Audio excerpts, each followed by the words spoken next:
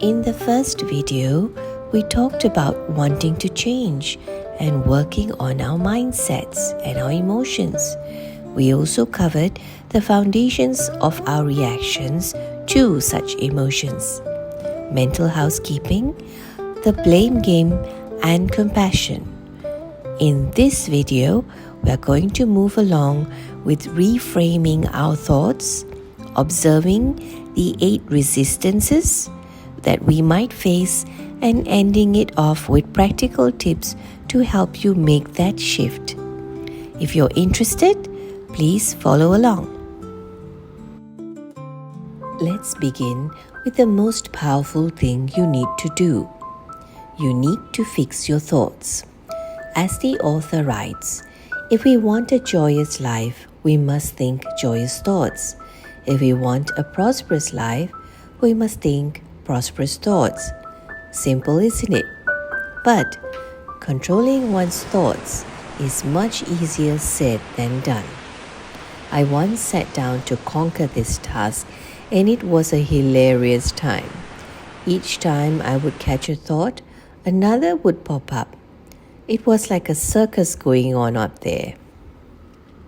You are the power in your world. You get to have whatever you choose to think. You are able to make this present moment monumental. Make that change. Decide for yourself that you are about to hit refresh and your whole life is about to change. You have that power, so choose you. Choose to better yourself now. With that being said, I truly wish that it was that simple. In a blink of an eye, you are changed. Sadly, the struggle begins once you start. You will need to be honest and vulnerable. It is easy to point the finger at everyone else who needs to change. But when it is you, it's not that wonderful. Here is a simple example. You may think that if so-and-so changes, we won't argue that much, and I won't get angry. Now, how about if we reverse it? How about we take the responsibility to own it and to make the change ourselves? We can change ourselves to approach things differently, and we can choose not to allow every little thing to upset us. Easier said than done, right? Trust me, I still struggle with this from time to time. Then I check in with myself and I regroup my thoughts. We must change our way of thinking, change our way of speaking, change our way of expressing ourselves. Keeping with the same example of getting angry, let me expound further a personal experience. Hubby and I had reservations for dinner, and I was all dressed up and ready to leave when he texts me that he would be late. I get there and he arrives an hour late. I am annoyed and pretty pissed off. He apologizes and tells me that a friend of his needed some help. In the past, I would cancel dinner and just go home mad, but by regrouping my thoughts, it would go something like this. He did inform me that he was going to be late. I should have changed plans instead. I should have asked him what the delay was, but I didn't.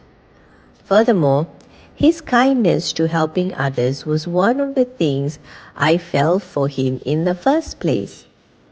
Now, let's not waste the night and enjoy each other's company. We lost the reservation, so we went to a coffee shop that had fried comfort food instead. I prioritized spending time with him rather than getting angry and spoiling our night instead.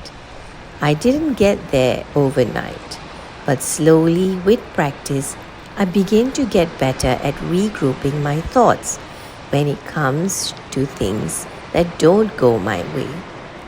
How about you? Do you flare up easily? Would you try to regroup and relax? If you've watched the first video on Heal, you will know that that video and this are both inspired by a book called You Can Heal Your Life by Louise Hay.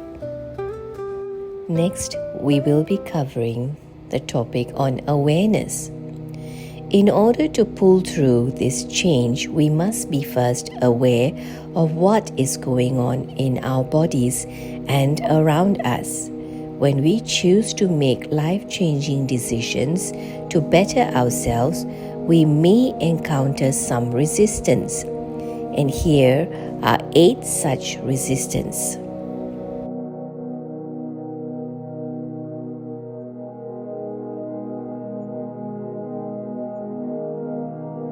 The first one is called nonverbal. A nonverbal resistance can be as simple as changing the subject when someone brings up a certain topic, or in the sense of procrastinating. Well, procrastination is very common amongst most of us. I myself am guilty of this one. Say, for example, you need to start to tidy up your space, and you know that it's a daunting task that you are not very excited about. You need to get it done to keep the space tidy and reduce your mental anxiety. But instead, you turn on Netflix, just watch a show, you say, and that becomes a binge trail, and you had just wasted precious time doing something that you probably would not benefit much from. The next point is called assumptions. We all make assumptions from time to time, saying things such as, they would not understand, or I should not bother them with my problems. We assume things about our situations and how others would react to such situations. The third point is beliefs, limiting beliefs, I would say. We say such things as, it's not right for me to do that. That's too expensive. A personal one I can add here is, it's not meant for people like us. Growing up, I heard a lot of this. Those things are not meant for us. My mom would always ask me not to aspire too high. I guess in her mind, she was trying to be humble. But that was a very limiting belief. Thankfully, I had gotten rid of that belief over the years. The next point is a very interesting one. It's called them. Have you heard anyone say, I don't have the right teacher or the right tools? Trying to find a way to explain your inability to move forward by blaming someone else. Sometimes we need to take responsibilities too. As a teacher and a parent, I have heard little ones explain their bad grades to their parents with, the teacher doesn't like me, that's why she failed me.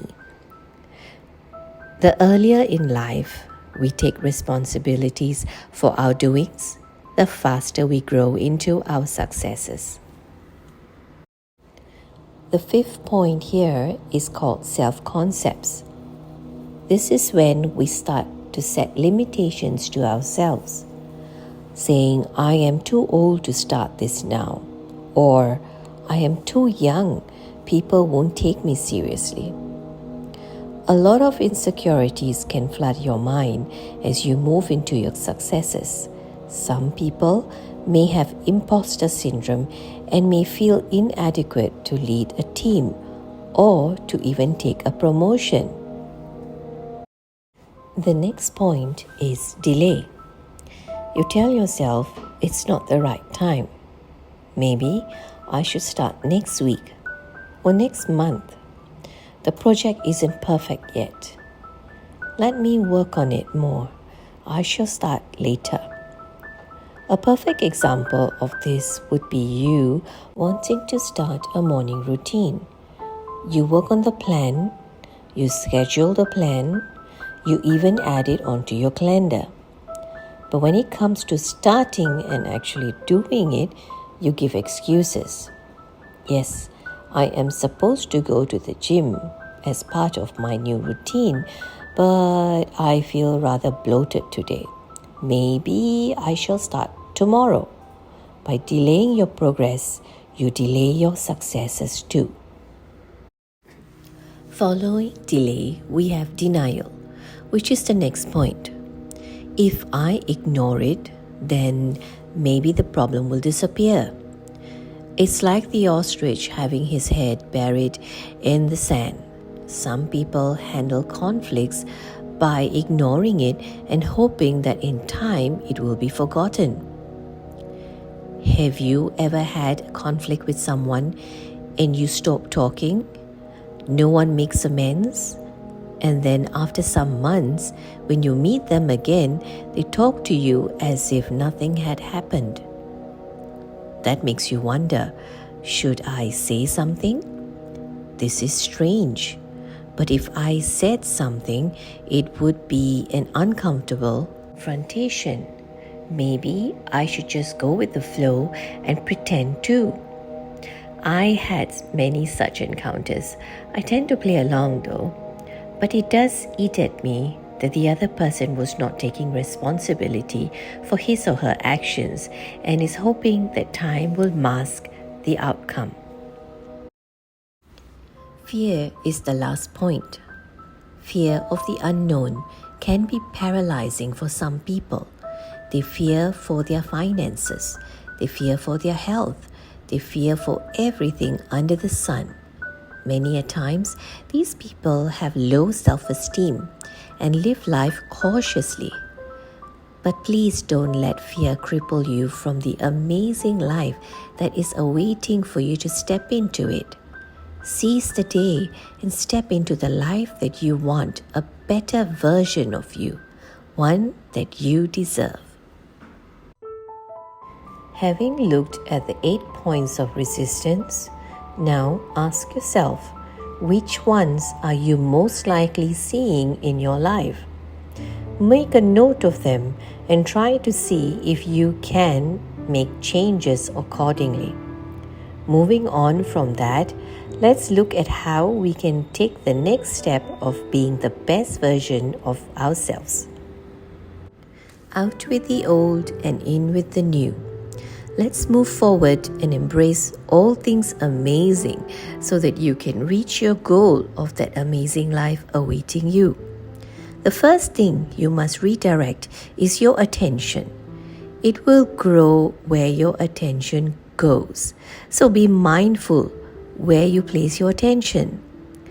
Being positive about life and giving off positive vibes will serve you well. Think positive thoughts about yourself, about your job, and about your relationships. One way to get this covered is by saying out loud positive affirmations. Each time you say it out loud, it's as if you are calling forth the affirmation from far beyond, and your body will start to accept it. As such, I am healthy, I am wealthy, and so on. All that positivity will not help if secretly you're hating on yourself. This goes back to our own self-talk. Are you still talking down to yourself? Are you still criticizing yourself? It's time to stop that. If you are still doing those things, then it's time to seriously reframe your mind. You need to do a stock take on your life. Check all the negativity of your past at the door and only entertain positive vibes from here on out. After you have assessed the 8 pointers of resistance we mentioned earlier, Check to see if you have made the necessary changes and if you are sticking to the new plan. I hope this gave you a better insight on how you can improve your life by designing it according to your needs. Starting off your day being productively positive will go a long way. I would love to hear from you about the changes you have implemented. We can all learn from each other. By sharing your ideas, we can too incorporate them to better our lives. Should you wish to get more information, grab yourself the book I've been inspired by to make these 2 videos. I hope it has inspired you to start to heal yourself and to start living your best life yet. Thank you for watching.